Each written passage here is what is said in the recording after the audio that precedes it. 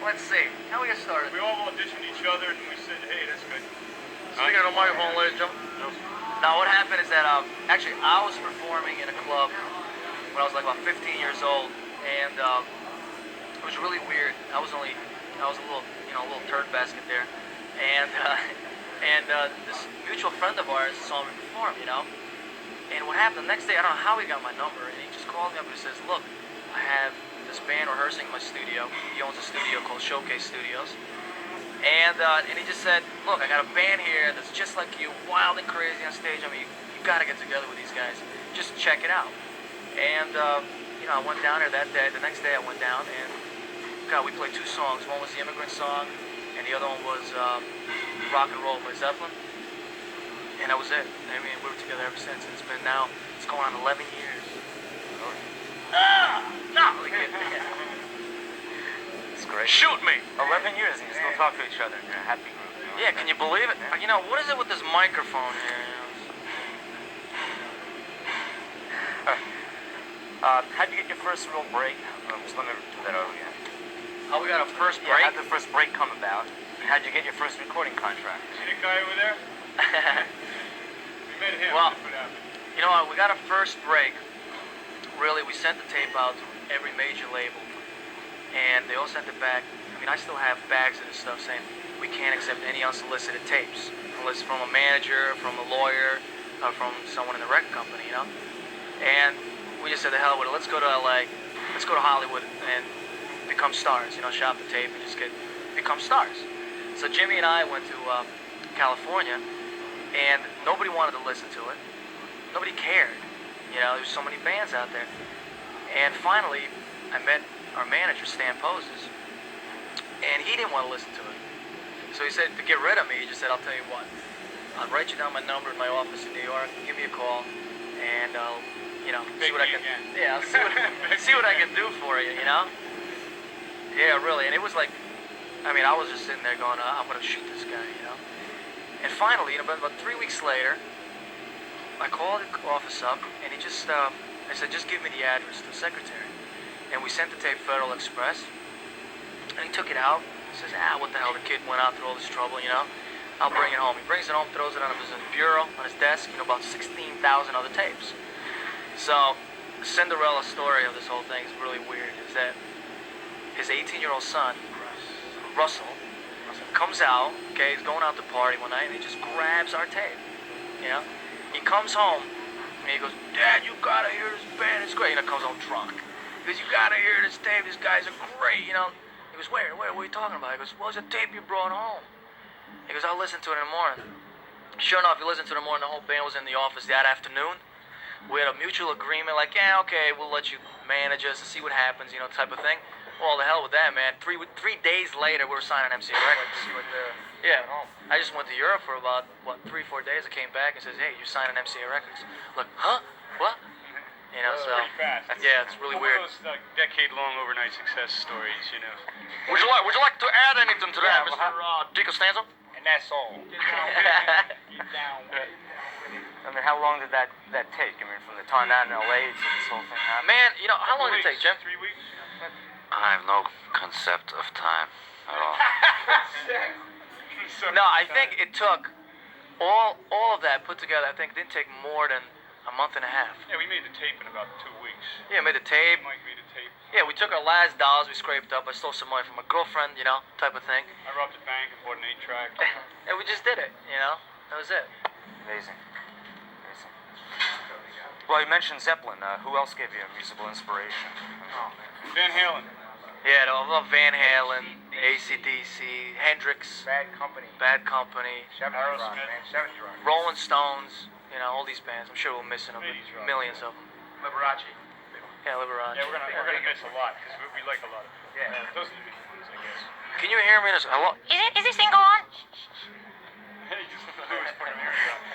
It's part of my French. Okay, so you got this new album. How long did it take to record that one? Well, the album itself was actually finished, you know what I'm saying? When we came into the studio, there was nothing more to do. You know what I mean? The album, the demos were so close to the album, there was much to do. So what we did, we went in there and we ended up dicking around for about 3 weeks on drum sounds, you know what I mean? Which is ridiculous. But it took exactly 2.5 months to make, which we feel it could have been probably made in about a month. Where'd you record it, you say?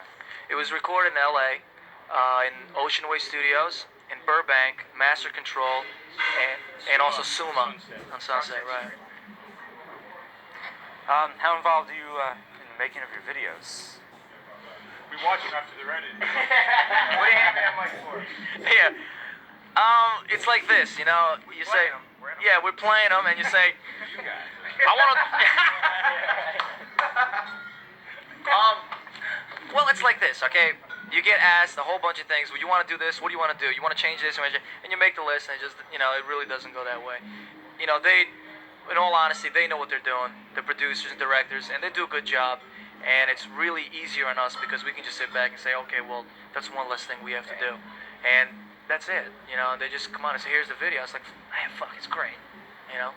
If something's really wrong, we're going to say something. If something's really wrong, like something's sticking out of my ass or something, it's like, yo, you know, come on. You know? Generally though. Oh, sorry, man. Generally, we are asked, you know, up front, you know, for contribution. You know, they do say, hey, is there any ideas you have before we start, kind of thing. And then they may expand on them or discard them, whichever, you know, they like to do. Yeah, usually the fist and the things, you know, never mind. You ever think you'll get more involved in it, or are you just kind of happy with the people who are doing it for you now? I think that when things evolve to a point when, you know, you start writing songs for video format, that's when you're more involved, I think. You start conceiving the video before the song's done and stuff. Man, bottom line, it's a song. You know, you got a good song, gets on radio, you kick your ass, you kick ass, and that's it. You know what I'm saying? Kick their ass, no, kick your ass.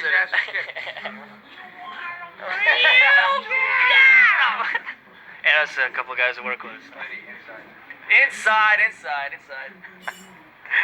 Okay, you seem to have been on the road constantly over the last year. What would you say was the most memorable experience? And where you had it? The donkey show on the back of the bus? Nah. Donkey show. Tijuana was, I think, probably... Iguanas was probably really memorable. Really Balcony diving, live balcony diving, Yeah. man. That was nuts. People flying through the air with the greatest of ease. Yeah, it was. Drunk Mexicans for that, man. I tell you, we played a lot of shows, and all our shows end up being kind of wild, you know? Let me tell you something, man. That show was ridiculous, okay? Okay, we have people stage diving, all that's no problem, you know? We have a good time with that. But man, when they're jumping off the balcony into the audience, and people are catching them, and the things, you know, bottles being thrown, it was like, whoa! Everything's You know? breaking. So. Jimmy's bass shorted out in the first song. He smashed it before the first song ended. The crowd loved that. I think It was that's what got him just, going. everything got crazy, you know? Forget it. Very here in the moment. That's incredible. Well, you kind of answered this question, but have you toured outside of the U.S.? Yeah. Japan, Tell me Europe. where. Yeah, we toured Europe, and we toured Japan. Which, that is Europe, Frank. SAT, man. It's the peninsula. Yeah, that's what we did, and we jammed, we rocked, we had a good time, and that was it. There we go. Shopping in Hong Kong was really cool. That's it, yeah. We went shopping in Hong Kong for one day. Would you like to add anything to that, Jimmy? I almost got busted, but Oh yeah, the boots, man. Would you like to tell him about that one? no. Okay, he won't tell you. Sorry. Some things are better left alone, huh? Bootstrap when you're Better left unsaid. They don't like that. They don't like that. I wouldn't think they do. I usually take them out and kick them with it. How's the audiences and cultures differ, like in Japan and Europe, compared to here? And with each Yeah, other? you know what's weird? Everyone, yeah, really, everyone when we were going to Japan was like, you know, don't get nervous now because, you know, Japanese, you know, audience is like, they'll go crazy and all of a sudden they'll stop. You know, it's like, well, I don't know, man. It seemed pretty crazy the whole show, you know what I'm saying? I mean, it was like, all the way through, you know, even when it stopped.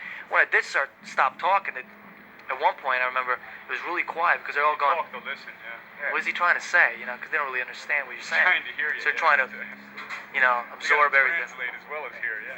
Yeah. But it's very different. America, you know, a U.S. Audience is just like, I love them, you know, they're just crazy, you know.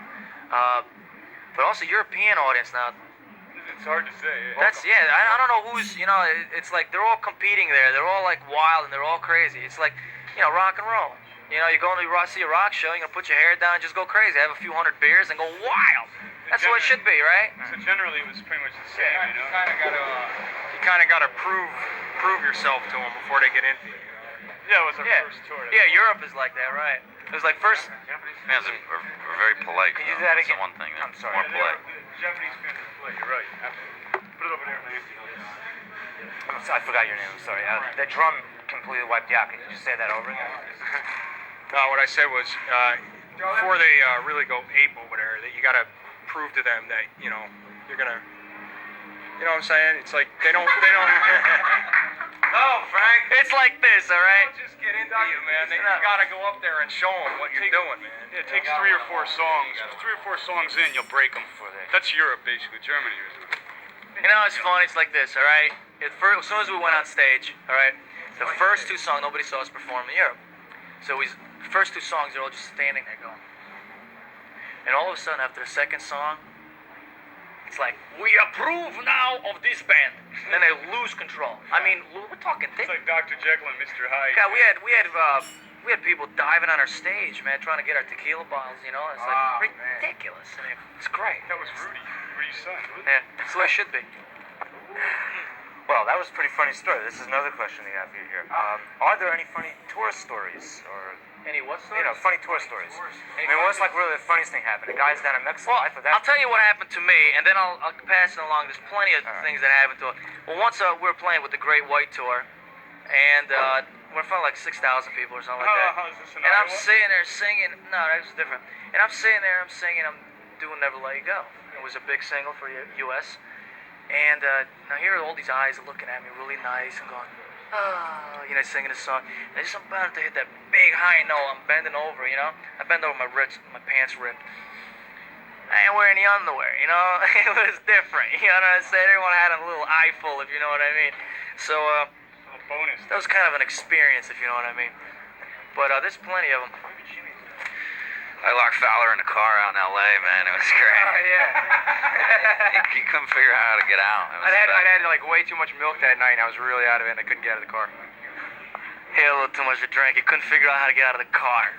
I mean, we locked it. It had inside locks. Anyway.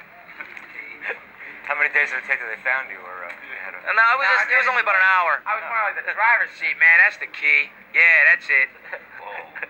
Whew. They can't pull me for long. Okay. An hour or so. The album and the singles seem to be exploding now in the U.S. Where do you go from here? Mars. Home. Canada. Hell. Canada. I don't know. Where do we go from here? The only well, all we can do right now is sit back and just enjoy what's happening. What we like to do is we like to keep touring, but right now, it's a little tough touring right now because everyone's having little problems. And New video. there's a new video coming out. There's a new single coming out, and we're just gonna keep kicking ass as hard as we can. If you come see the show live, it's a little different than the ballads, though. Trust me. It's a lot more rock and it's a lot more crazy, and it's just a lot of fun. Great. Wish you guys luck. That's it. And that's all. That's all. I think that covers the list. All right.